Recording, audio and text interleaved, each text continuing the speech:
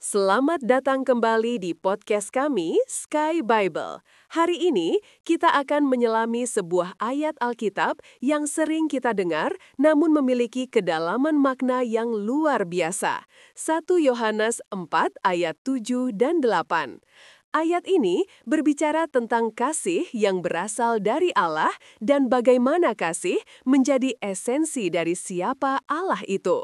Bersama saya, Angela, dan ahli teologi kita, Bapak Pendeta David Ibrani, kita akan mengupas tuntas ayat ini dari berbagai sudut pandang. Senang sekali bisa bergabung, Angela.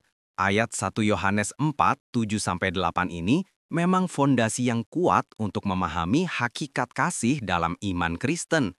Ini bukan sekedar ajaran moral, tapi sebuah pernyataan ontologis tentang Allah dan identitas orang percaya. Sangat menarik. Jadi, Pak Pendeta, kita sering mendengar frasa Allah adalah kasih. Tapi apa sebenarnya makna kata kasih yang dimaksud dalam konteks bahasa aslinya dan mengapa itu begitu fundamental? Itu pertanyaan penting. Dalam bahasa Yunani, kata yang digunakan adalah agape. Agape, yang berbeda dari jenis kasih lainnya seperti eros, kasih romantis, atau filia, kasih persahabatan. Agape adalah kasih tanpa syarat, yang berpusat pada orang lain, rela berkorban, dan secara fundamental bersumber dari Allah sendiri. Ketika Yohanes menulis, Allah adalah kasih, hotheos agape estin, ini bukan sekedar atributnya, melainkan pernyataan identitas yang kuat, esensi keberadaannya. Ini berarti, kasih bukan hanya sesuatu yang Allah lakukan, tapi sesuatu yang Allah adalah. Wow, jadi agape ini mendefinisikan sifat dasar Allah. Dokumen kita juga menyebutkan bagaimana ayat ini berfungsi sebagai jembatan antara doktrin dan etika, serta relevansinya dengan konteks historis. Bisakah Anda jelaskan lebih lanjut tentang bagaimana 1 Yohanes menanggapi tantangan pada zamannya? Tentu, pada abad pertama, khususnya di Asia Kecil seperti Efesus, gereja-gereja menghadapi bidat awal seperti docetisme atau gnostisisme. Ajaran-ajaran ini cenderung memisahkan antara roh dan materi, atau iman dan etika. Mereka menganggap gnosis atau pengetahuan rahasia lebih tinggi daripada tindakan kasih yang praktis. Yohanes menantang pandangan ini secara langsung. Dia menegaskan bahwa pengetahuan sejati akan Allah tidaklah abstrak atau mistik, melainkan terwujud dalam kasih agape yang konkret kepada sesama. Kasih timbal balik inilah bukti nyata seseorang telah lahir dari Allah dan mengenal Allah. Ini adalah respons pastoral dan teologis yang sangat relevan untuk menjaga kesatuan jemaat yang terancam perpecahan. Sangat menarik. Jadi, Pak Pendeta, kita sering mendengar frasa Allah adalah kasih. Tapi apa sebenarnya makna kata kasih yang dimaksud dalam konteks bahasa aslinya dan mengapa itu begitu fundamental? Itu pertanyaan penting. Dalam bahasa Yunani, kata yang digunakan adalah agape. Agape, yang berbeda dari jenis kasih lainnya seperti eros, kasih romantis, atau filia, kasih persahabatan. Agape adalah kasih tanpa syarat, yang berpusat pada orang lain, rela berkorban, dan secara fundamental bersumber dari Allah sendiri. Ketika Yohanes menulis, Allah adalah kasih, hotheos agape estin, ini bukan sekedar atributnya, melainkan pernyataan identitas yang kuat, esensi keberadaannya.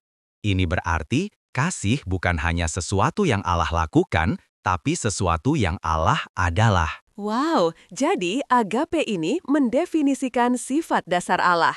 Dokumen kita juga menyebutkan bagaimana ayat ini berfungsi sebagai jembatan antara doktrin dan etika, serta relevansinya dengan konteks historis.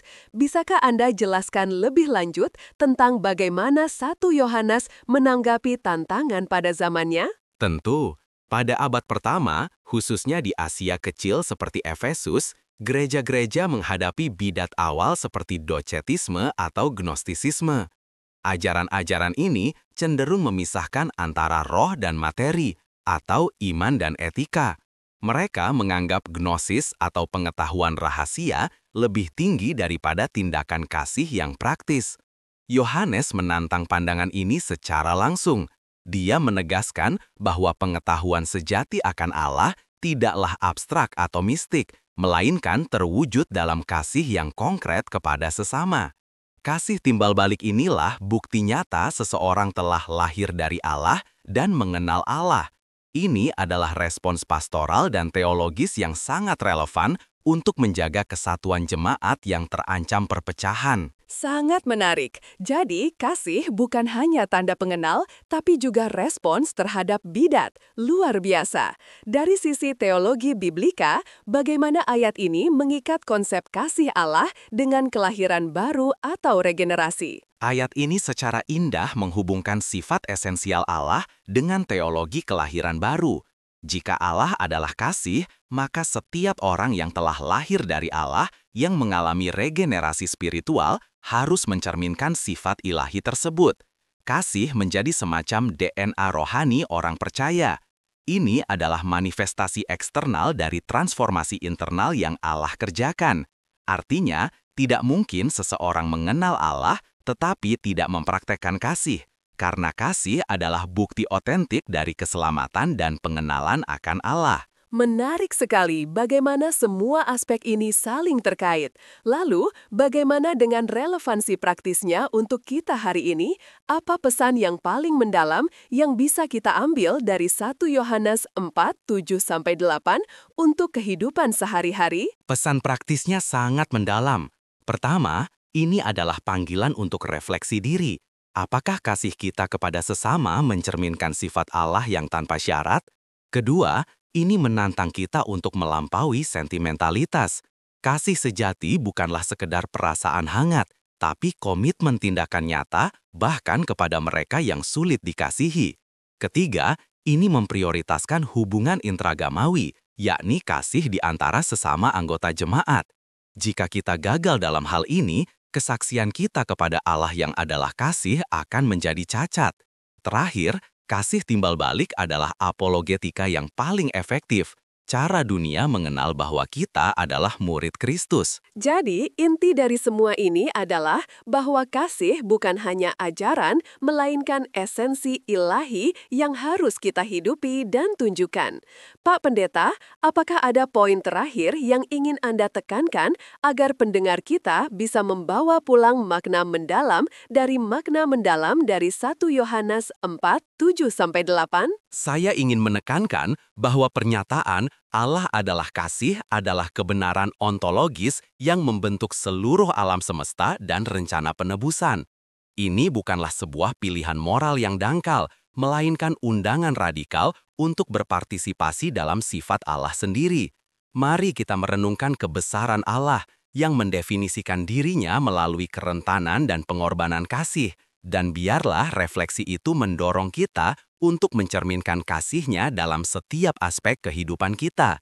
Kasih yang kita tunjukkan hanya pantulan dari esensinya yang tak terbatas. Sebuah penutup yang indah dan penuh makna. Terima kasih banyak Pak Pendeta atas analisis mendalamnya. Dan untuk semua pendengar, semoga episode ini memberi Anda pemahaman yang lebih dalam tentang kasih Allah dan bagaimana kita dipanggil untuk menghidupinya. Sampai jumpa di episode selanjutnya.